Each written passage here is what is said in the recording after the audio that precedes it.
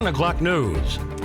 Good evening and thanks for joining us on your Friday night. I'm Russ Riesinger. Montana's winter quickly turning from mild to wild. This is a live look from the Stockman Bank weather cam on this Friday night. As temperatures are dropping, snow is falling, and the roads are freezing over with no signs of slowing down. All right, that snow beginning around 7 o'clock this morning, immediately wreaking havoc with several accidents on the roadways, including one involving a Billings fire truck. We'll get to that in just a minute, but first we want to head outside where David J. is out in the cold and snow for the very latest on this winter storm. And David, looks like it's getting pretty nasty out there. Oh, Russ, we're out here at 3rd Avenue North and North 32nd Street. Not a very well-traveled road, a lot of snow on the road out here. And not too tough as far as the conditions because not too much traffic, but we have heard of quite a bit of that going on all around Billings, according to the police and the fire department as well as the sheriff's office. Rough roads out there. The fire truck, as you mentioned earlier, that was about the worst crash they've had today, but have had numerous crashes according to the law enforcement. Roads are covered and it looks for the most part like people are driving cautiously. Some places have that ice rink-like look. They're right at the intersections. The Billings police have had no major injury crashes with no serious injuries. And then, well, like I said, the worst crash was that earlier one with the fire truck. Fairly normal with this weather for the fire department and sheriff's office, too. The highway patrol has been working nonstop since about 5 this evening.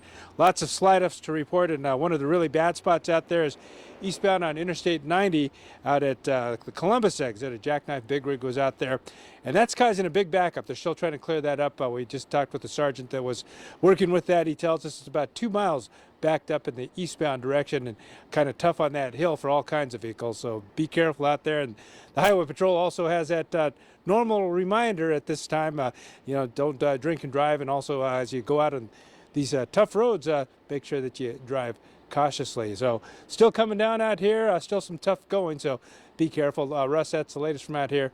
We'll send it back to you. All right, good advice. Thank you, David J. reporting live. Now turning to forecaster Chris DeRose in the Weather Center. And Chris, this dangerous cold and snow will be sticking around for a while, it sounds like. I feel like a chief tonight, Russ. I really do. Let's take a look. This is one of our other Stockman Bank weather cameras. A little bit better picture, but you can see there is still snow falling out around the city, and there will be for really the next couple of days. So here is the outlook for roughly the next 24 hours. By 7 a.m. we're at 6 degrees. We get to our warmest point at 4 p.m., 12 degrees. It is going to be very cold, and it is going to get even colder. There isn't very many parts of our region that are not under a winter storm watch warning or advisory. Wind chill advisory up in northeastern Montana could get between minus 20 to minus 35 wind chill tonight, and that snow is just going to stick around and linger with us basically through till Sunday night. And we'll tell you all about the extreme cold temperatures we got coming our way in just a few minutes. So stick around, stay warm, and stay tuned. All right, thank you, Chris. As we told you, a Billings fire truck got into an accident when responding to one of the many accidents on the roads this morning. That engine rolled on its side off the highway just east of the Dick Johnston Bridge while it was on its way to a wreck on I-90. 3 firefighters were taken away by ambulance as a precautionary measure, but the department told us all 3 were back to work tonight, and the crash isn't slowing them down because the city does have reserve fire trucks. And we'll continue our winter storm coverage throughout the weekend on air, then online. Tomorrow morning at 8 o'clock, join Q2 meteorologist Ed McIntosh and Miller Robson as they look ahead to a very snowy and cold weekend. Again, a full winter weather discussion live on Q2's Facebook page and KTVQ's streaming apps tomorrow morning at 8 o'clock. Well, congressional Democrats are moving forward with a plan to bypass Republican support for President Biden's nearly $2 trillion COVID relief plan. House Speaker Nancy Pelosi says she wants that final bill passed within 2 weeks. Natalie Brand has the latest from the White House. President Biden signaled Friday he's willing to go it alone without Republican support to get his $1.9 trillion COVID relief plan passed. I'm going to act. I'm going to act fast. Referencing the latest jobs report, the president says the economy is still in trouble and argues the counterproposal offered by Senate Republicans doesn't go far enough at about a third of the price of the president's plan. We're being asked to spend another $1.9 trillion to deal with the coronavirus pandemic, and yet we have no idea how much of the $900 billion that we just enacted 5.5 weeks ago has gone out the door. Middle-class folks need help, but you don't need to get any help to someone making $300,000 or $250,000. In his first television interview since being sworn in, the president tells CBS Evening News anchor Norah O'Donnell that he's willing to compromise on who receives $1,400 stimulus checks and on his plan for a $15 minimum wage. I'm prepared, as President of the United States, on a separate negotiation on minimum wage to work my way up from what it is now. Meanwhile, the administration continues its push to ramp up vaccinations. In New York, the legendary Yankee Stadium has turned into a mass vaccination site that will serve Bronx residents only. The Bronx has been disproportionately affected by the pandemic, and so we have to go where the need is. And heading into Super Bowl Sunday, federal health officials are urging Americans to avoid parties. There will be no loitering on Bourbon Street. The mayor of New Orleans is ordering bars closed citywide starting next Friday through Mardi Gras Day on February 16th. Natalie Brand, CBS News, the White House. More than 7 million Americans have received both doses of the COVID-19 vaccine. Well, former Montana Governor Steve Bullock has a new gig in politics. According to the Washington Post, Bullock was one of 3 Democrats named as co-chairs to lead America Bridge 21st Century, a group aiming to support President Joe Biden's agenda and maintain Democrats' slim majorities in the 2022 midterm elections. Former Democratic National Committee Chair Tom Perez and former Planned Parenthood President Cecile Richards are the other 2 co-chairs. American Bridge spent about $62 million in 2020, and the group has a $100 million ad budget to throw into the upcoming campaign. Bullock just finished his 2nd term as Montana governor at the end of last year. Once again, the embattled Keystone XL pipeline finds itself in the political crosshairs, this time sparking a war of words between Montana's 2 U.S. senators. Stems from a Senate vote early this morning that stripped Senator Steve Daines' Keystone Amendment from the new budget resolution. Daines tweeting this. He says, early this morning, while the American people were asleep, Senate Democrats chose to flip-flop on their support for my Keystone XL pipeline amendment. Daines says his amendment would have fast-tracked his bill that would give Congress, not the president, the authority to approve the pipeline. But Senator John Tester, the apparent target of Daines' tweet, told MTN News his decade-long support for the Keystone has not changed.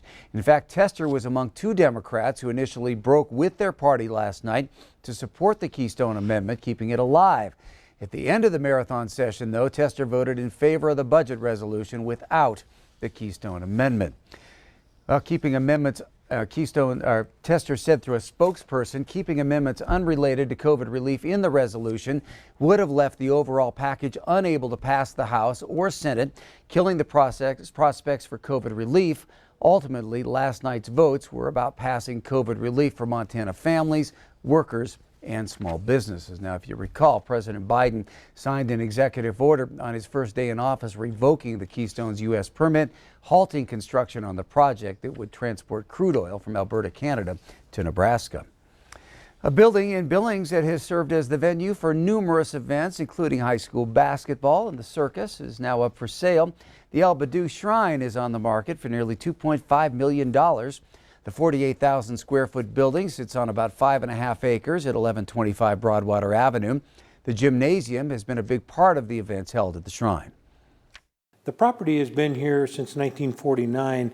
Extremely active piece of property, as you know, all kinds of events, historic events, entertainers, ceremonial events, religious events, sporting events, to include the Shrine Circus, which has been here for many years. It's what I describe as a happy sad. Obviously, we're honored to have the listing and we'll do our very best, but at the same time, this represents the need for the Shriners, Albadoo, to relocate. Tom Hanel's also a member, says the Shriners will continue to host events until the building is sold and will eventually buy a smaller building. Super Bowl 55 rapidly upon us, and we'll carry it live right here Sunday on Q2. Right now, Scott delivers some final tidbits you likely don't know. Yes, thank you, and welcome everybody, not just to the weekend, but To Super Bowl weekend in the NFL. That's right. How good would it feel to be down in Tampa right now compared to the temperatures we're enduring here in Montana? Did you know the lowest price ticket on the resale market has dropped from earlier this week? You could get one for just over $4,000 this morning on StubHub. That, though, is for an upper deck corner.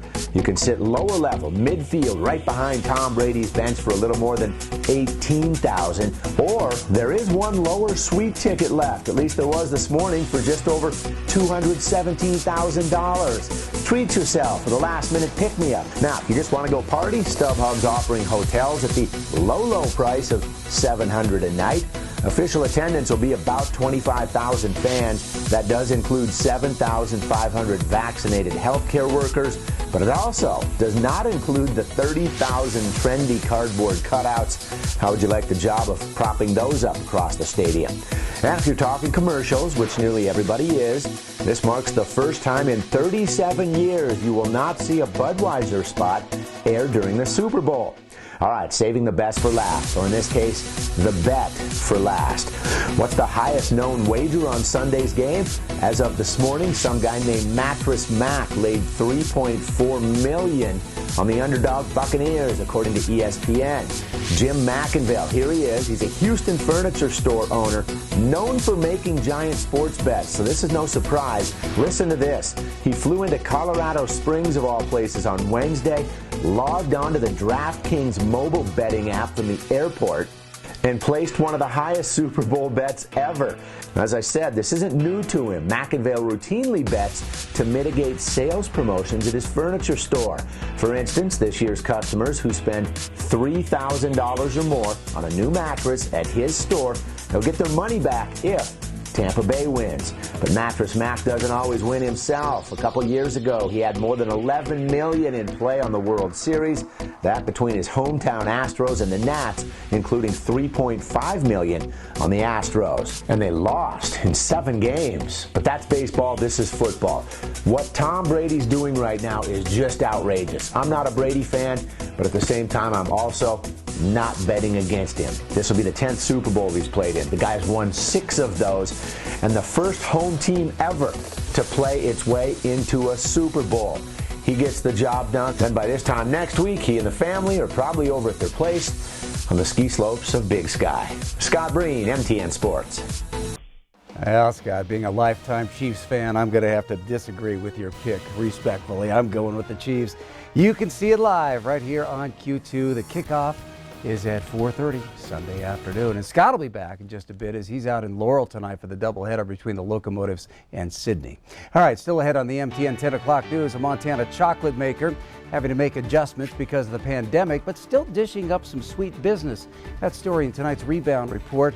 And a little later in sports, we'll see Skyview and Bozeman. They faced off in a big AA matchup tonight. The high-flying highlights between the Falcons and the Hawks on the way.